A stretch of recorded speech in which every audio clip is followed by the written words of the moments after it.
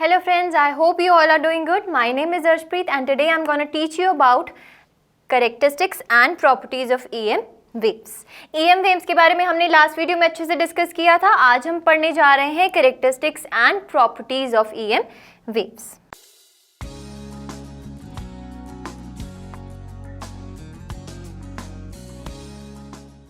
देखिए, properties of EM waves में पहली प्रॉपर्टी क्या है?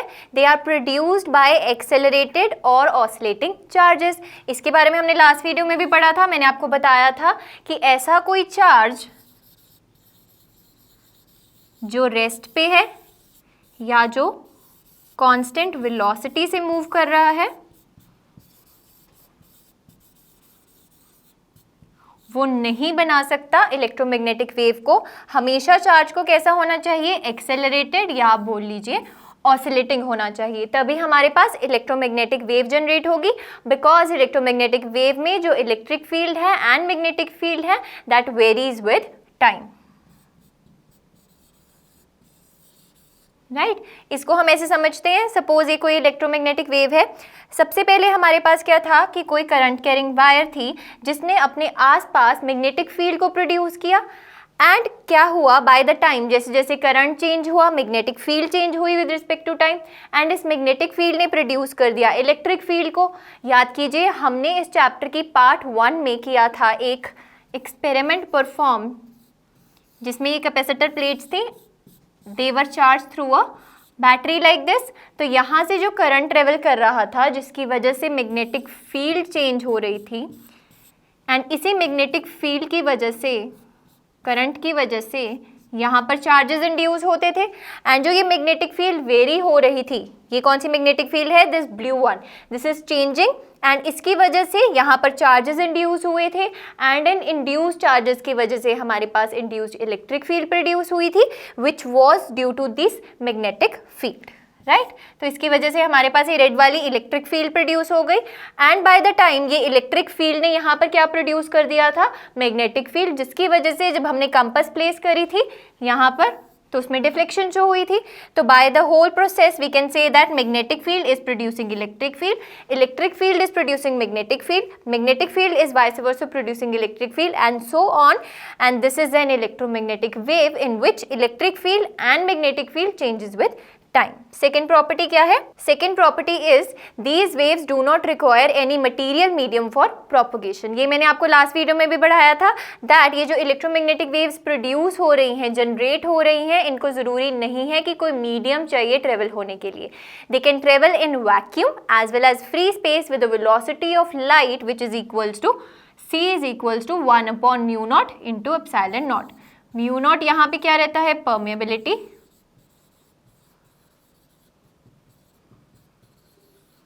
इन फ्री स्पेस और वैक्यूम एंड एप्सिलॉन नॉट यहाँ पे क्या रहता है? यहाँ पे लिख रही हूँ एप्सिलॉन नॉट यहाँ पे क्या रहता है? Permittivity in free space. Right, so third property क्या है? These waves travel in free space with the speed of 3 × 10⁻⁸ meters per second given by the relation c is equals to 1/μ0 epsilon naught whole का under root. And यहाँ से हमें एक important relation भी मिला था. मैंने आपको लास्ट वीडियो में बताया था that the amplitude of electric field and magnetic field in free space are related by E0 by B0 is equals to c. So these all are the properties of electromagnetic waves. अगर आपको exam में question आता है that write down the properties of electromagnetic waves, वो आप यहाँ से लिख सकते हैं. तो उसके लिए आपको वीडियो को पॉज करना पड़ेगा एंड साथ साथ नोट्स बनाने पड़ेंगे. देखिए, फर्स्ट प्रॉपर्टी क्या थी हमारे पास? फर्स्ट प्रॉपर्टी थी that they are produced by oscillating charges. Second property थी that these waves do not require any material medium to propagate. Third property was कि फ्री स्पेस में ये with speed of light travel करते हैं. Fourth property is the amplitude of electric field and magnetic field in free space is related by this relation. And fifth property is that the direction of variation of electric field and magnetic field vectors are perpendicular to each other as well as perpendicular to the direction of propagation of waves. ये भी हमने last video में पढ़ा था. But यहाँ पे important point क्या आपको याद रखना है? that these waves are transverse in nature. अब हमें पता है दैट दो टाइप की वेव्स होती हैं, one are transverse and the second is longitudinal. अब जो मैं बोल रही हूँ एंड जो आप तक कन्वे हो रहा है, these types of waves, sound waves are known as longitudinal waves. कैसे?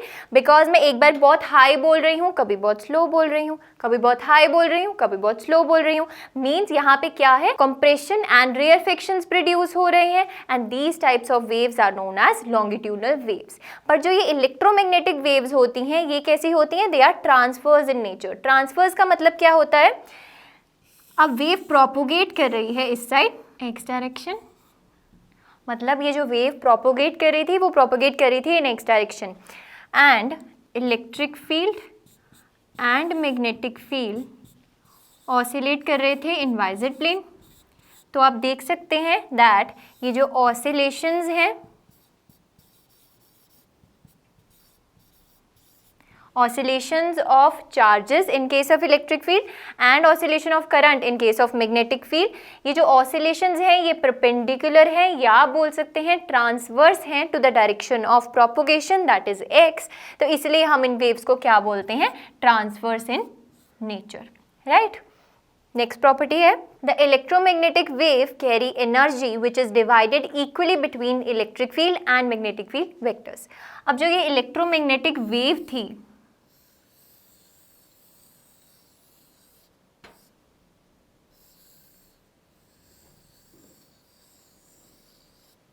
ये जो इलेक्ट्रोमैग्नेटिक वेव ट्रेवल कर रही थी, अब ये कैरी कर रही है कुछ एनर्जी जो डिवाइडेड है equally between electric field and magnetic field vector. Suppose electric field vectors हैं ये वाले,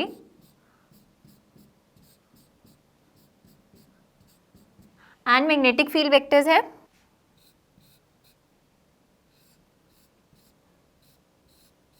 लाइक दिस। बेसिकली ये जो वेक्टर्स हैं यही कंबाइन होकर हमारे पास वेव बना रहे हैं। तो मैं क्या बोलना चाहती हूँ दैट इलेक्ट्रोमैग्नेटिक वेव की जो एनर्जी होती है वो इक्वली डिवाइड होती है between these electric field and magnetic field vectors. And vacuum के केस में हम उसको कैसे लिखते हैं? In vacuum the average electric energy density that is this. In case of electric energy हमारे पास फॉर्मूला आता है U E is equals to 1/2 epsilon naught into E का स्क्वायर। ये फॉर्मूला हमने डिराइव कर रखा है। And average magnetic energy density due to the static fields. ध्यान दीजिएगा यहाँ पर जो फील्ड्स हैं वो क्या है? स्टैटिक है। अभी हम इलेक्ट्रोमैग्नेटिक वेव की बात करेंगे, अभी हम कौन सी फील्ड्स की बात कर रहे हैं? स्टैटिक फील्ड्स की। और जो EM वेव्स होती हैं वो किस टाइप की फील्ड्स के साथ बनती हैं? Which vary with time.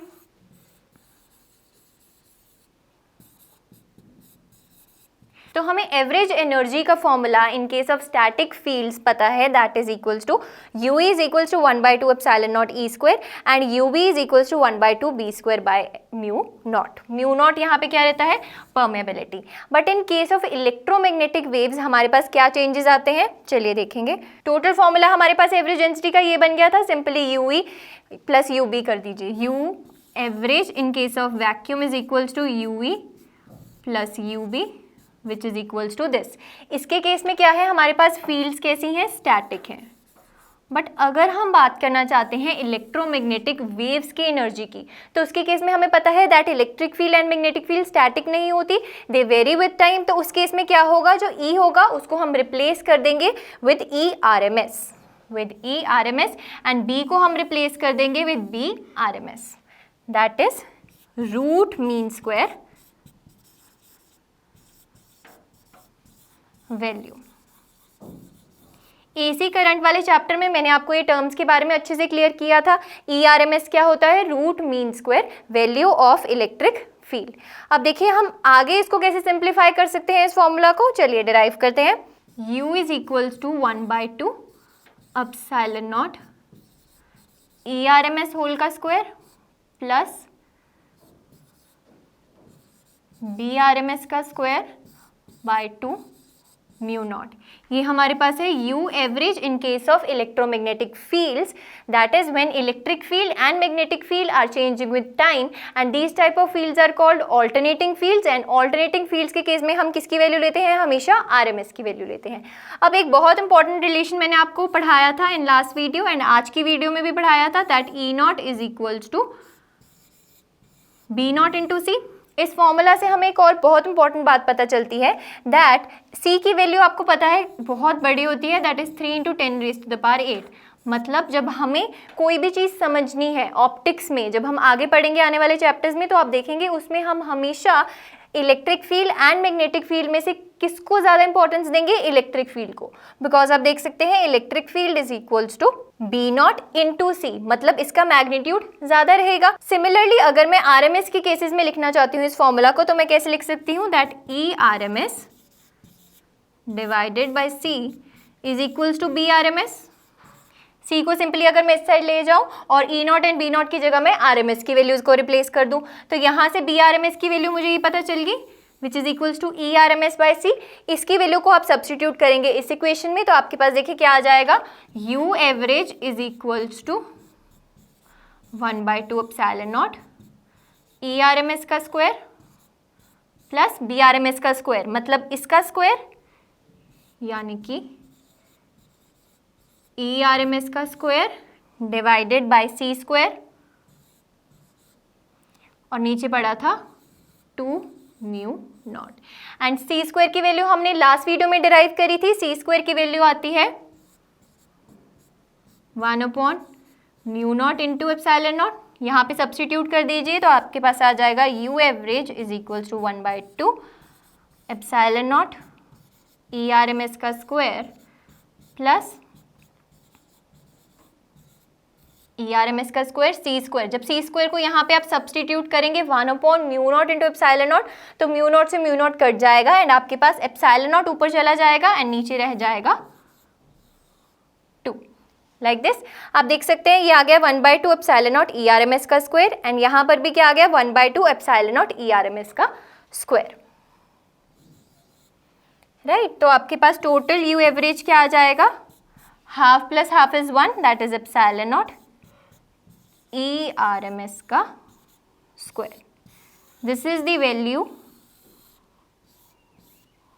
We are getting in terms of electric field. अगर आपको यही वैल्यू मैग्नेटिक फील्ड के केसेस में चाहिए होती तो आप यहाँ से रिप्लेस करते ERMS की value which is equals to C × BRMS इस फॉर्मूला में, तो आपके पास एंड में रिजल्ट किस वे में आता, BRMS में, तो वो आ जाता U average is equals to BRMS का स्क्वायर डिवाइडेड बाय μ0।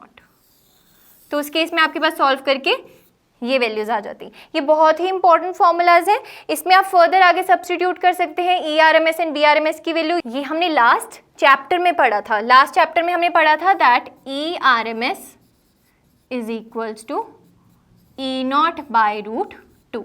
जब आप इसको यहाँ पर सब्स्टिट्यूट करेंगे तो U एवरेज का एक और फॉर्मूला आ जाएगा आपके पास, एप्सिलॉन नॉट इंटू E0 का square by 2। Similarly U average का यहाँ से भी एक और फॉर्मूला आ जाएगा which is equals to epsilon not B0 का स्क्वायर बाय 2। तो आप देख सकते हैं इलेक्ट्रोमैग्नेटिक वेव्स के केस में क्या होता है, यहाँ पर मैक्सिमम एम्पलीट्यूड आ जाता है। बट अगर हम नॉर्मल वेव्स की बात करें, इलेक्ट्रोमैग्नेटिक वेव्स की बात ना करें, अगर हम स्टैटिक फील्ड्स के केस की बात करें तो यहाँ पर E स्क्वायर आता है, but in case of electromagnetic E0 का स्क्वायर आता है। E0 क्या होता है, maximum amplitude. So this is very important formulas. U average की वैल्यू हमारे पास क्या आ जाएगी, एप्सिलॉन नॉट ERMS होल का स्क्वायर एंड सेकंड वैल्यू क्या आ जाएगी हमारे पास, U average is equals to BRMS का square divided by μ0। Next property है हमारे पास that velocity of electromagnetic wave in dielectrics is less than 3 × 10⁸ metres per second. ये हमें कहाँ से पता चला, देखिए C is equals to 1/μ0 × epsilon naught and V is equals to 1/μ by epsilon naught. अगर हम इन दोनों को कंपेयर करें, इनके डिनोमिनेटर्स को कंपेयर करें, ये बेसिकली स्पीड ऑफ लाइट है हमारे पास 3 × 10⁸ metres per second and velocity of electromagnetic wave in dielectric में मान लेते हैं हम स्पीड क्या है v एंड हमें रिलेशन पता है that mu is equals to μ0 × μr। मतलब μ0 में अगर हम मल्टीप्लाई कर रहे हैं μr से तो हमारे पास म्यू बन रहा है, तो मतलब म्यू इज ग्रेटर देन μ0। सो अगर ये वैल्यू ग्रेटर है इससे तो ये जितना बड़ा ये उतना ही लेस। तो इसीलिए हम बोलते हैं that velocity of electromagnetic wave in dielectrics is less than 3 × 10⁸ meters per second, which is the value of C. Next आता है that electric vector is responsible for the optical effects of EM wave and is called the light vector. अब मैंने आपको ये relation पढ़ाया था that E0 is equals to C × B0, and यहाँ पे मैंने अभी आपको बताया है that electrical factor is more significant as comparative to magnetic factor, and इसीलिए ऑप्टिक्स में हम ज़्यादा क्या यूज़ करेंगे, इलेक्ट्रिक वेक्टर का यूज़ करेंगे, and this is known as light vector. EM waves being uncharged are not deflected by electric field and magnetic field. Next we are going to discuss the intensity of EM waves. अब intensity क्या होता है? It is defined as the energy crossing per second per unit area normally around a point during the propagation of EM waves. Suppose हम करते हैं कि कोई electromagnetic wave है, वो ट्रेवल कर रही है with speed c along x axis and उसने कुछ डिस्टेंस कवर किया that is equals to c × ΔT. This is the distance travelled by that electromagnetic wave, and हम एक इमेजिनरी सिलेंडर लेंगे यहाँ पर विच इज दिस. तो हम देखेंगे कि यहाँ पर इंटेंसिटी की वैल्यू क्या होगी. इंटेंसिटी की वैल्यू निकालने के लिए हम क्या करेंगे, देखिए intensity is equals to U divided by area and divided by time, that is crossing per second per unit area. तो इसके केस में हमें सबसे पहले U की वैल्यू निकालनी पड़ेगी. तो U की वैल्यू हम कैसे निकालेंगे, जो इलेक्ट्रोमैग्नेटिक वेव इस एरिया को, क्रॉस सेक्शनल एरिया कितना है सिलेंडर का A, जो इलेक्ट्रोमैग्नेटिक वेव इस सिलेंडर में से ट्रेवल कर रही है, पॉइंट P से पास हो रही है, तो वो वेव की हम इंटेंसिटी निकालना चाहते हैं. तो उसके केस में हमें क्या करना पड़ेगा, U की वैल्यू निकालनी पड़ेगी. एंड U की वैल्यू हम कैसे निकालेंगे, U average into volume of the cylinder, because इस सिलेंडर का जो वॉल्यूम है उसी में इलेक्ट्रोमैग्नेटिक वेव ट्रेवल कर रही है, उतने एरिया में उतने वॉल्यूम में ही इलेक्ट्रोमैग्नेटिक वेव है. तो हम इसको लिख सकते हैं intensity is equals to U average C ΔT A by A ΔT.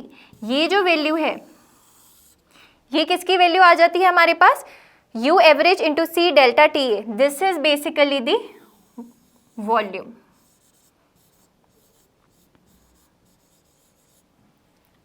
हमें टोटल U की वैल्यू निकालनी है. हमें सिलेंडर में एवरेज वैल्यू पता है, U एवरेज बोलेंगे हम उसको. U एवरेज कौन सा वैल्यू, जो भी मैंने आपको थोड़ी देर पहले डिराइव करवाया था इन case of electromagnetic waves.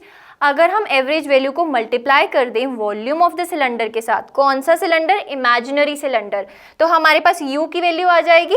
So volume क्या होता है, area into length. Area of cross section cylinder का क्या है हमारे पास A, एंड लेंथ कितने डिस्टेंस तक वो मूव कर रही है दैट इज C × ΔT. तो हमारे पास वॉल्यूम क्या आ जाएगा, A × C × ΔT. तो आप देख सकते हैं हमारे पास ΔT A कट जाएगा एंड इंटेंसिटी का फॉर्मूला आ जाएगा U average into C. And U average की वैल्यू अभी हमने थोड़ी देर पहले डिराइव करी थी which is equals to ε0 E RMS का square into C. And magnetic field की टर्म्स में लिखना है आपने इसको, तो आप लिख सकते हैं B RMS का square bye μ0 into C. So this is the value of intensity of EM waves. Next comes is momentum of EM waves. अब हमने डिस्कस किया था इलेक्ट्रोमैग्नेटिक वेव्स की एनर्जी के बारे में, अब हम डिस्कस करने जा रहे हैं इसके मोमेंटम के बारे में. मोमेंटम के बारे में हमने क्या पढ़ा था, देखिए the EM waves carry energy and momentum, right? So a portion of EM waves of energy U propagating with speed c has a linear momentum p, and इसका फॉर्मूला दिया गया U by c. U यहाँ पे क्या है, energy, and c is the speed of EM wave in case of vacuum, which is equals to 3 × 10⁸ meters per second. So हमारे पास momentum की value क्या आ जाएगी, U by c. जब हमारे पास जो मीडियम है वो कम्प्लीटली एब्जॉर्बिंग है, जैसे कि ब्लैक बॉडी होती है, उसके ऊपर कोई भी रेडिएशन आ रही है तो वो कम्प्लीटली एब्जॉर्ब कर लेगी, उसको रिफ्लेक्ट नहीं होने देगी, तो उसके केस में हमारे पास मोमेंटम क्या रहता है, u/c। एंड अगर कोई बॉडी है वो टोटली रिफ्लेक्टिंग है, अब जैसे ये बोर्ड है, आपको इस बोर्ड पर जो भी लिखा हुआ है वो कैसे दिख रहा है, बिकॉज यहाँ से लाइट ट्रेवल हो रही है, रिफ्लेक्ट हो रही है, आप तक पहुंच रही है, राइट। तो इस केस में हमारे पास मोमेंटम का फॉर्मूला क्या हो जाता है, 2u/c। u is basically what, energy of the wave, and c is the speed of light or speed of EM waves in case of vacuum। Next आता है हमारे पास radiation pressure of EM waves. अब देखिए, हमने निकाल लिया EM waves की एनर्जी के बारे में, हमने निकाल लिया उसके मोमेंटम के बारे में। अब हमें पता है जहाँ पे मोमेंटम आ रहा है वहाँ पे चेंज इन मोमेंटम आएगा, एंड जहाँ पे चेंज इन मोमेंटम आ रहा है वहाँ पे कुछ फोर्स आएगा, एंड जहाँ पर फोर्स आ रहा है वहाँ पे कुछ प्रेशर आएगा। तो वही रेडिएशन प्रेशर अब हम कैलकुलेट करेंगे of EM waves. So the electromagnetic wave exerts a force on the surface on which it is incident. अब जो इलेक्ट्रोमैग्नेटिक वेव्स हैं वो किसी भी सरफेस पे अगर इंसिडेंट हो रही हैं तो वो उसके ऊपर कुछ फोर्स लगा रही होंगी of course, but in day to day life हमें ये फोर्स ज़्यादा मतलब महसूस नहीं होता है ये फोर्स, राइट। ये बहुत ही स्मॉल क्वांटिटी में होता है। बट अगर हम बात करें कि बहुत ही स्मॉल पार्टिकल्स के केस में, एटम्स में चले जाए, मॉलिक्यूल्स में चले जाए, उनके केसेस में जब इतनी स्मॉल डायमेंशंस हो जाती है वहाँ पे इस फोर्स की वैल्यू बहुत इंक्रीज हो जाती है, right. So this force exerted by EM waves on a unit area of a surface is called radiation pressure. हमें पता है प्रेशर का फॉर्मूला क्या होता है, फोर्स पर यूनिट एरिया, एंड फोर्स क्या होता है, change in momentum upon time. So हमारे पास रेडिएशन प्रेशर का फॉर्मूला क्या आ जाएगा, चेंज इन मोमेंटम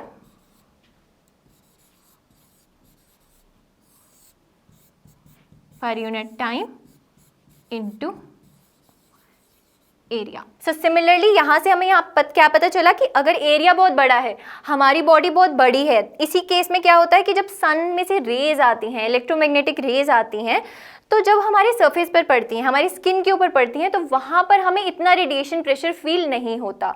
क्यों? बिकॉज एरिया यहाँ पे लार्ज होता है तो रेडिएशन प्रेशर कम होता है, सिग्निफिकेंट नहीं होता। बट अगर हम माइक्रोस्कोपिकली देखें, बहुत स्मॉल पार्टिकल्स की बात करें, तो उसके केस में रेडिएशन प्रेशर बहुत ज़्यादा होता है। So this was all about today's class. In next video will be studying about electromagnetic spectrum. Till then keep revising and stay connected with me on this channel, that is IVIS।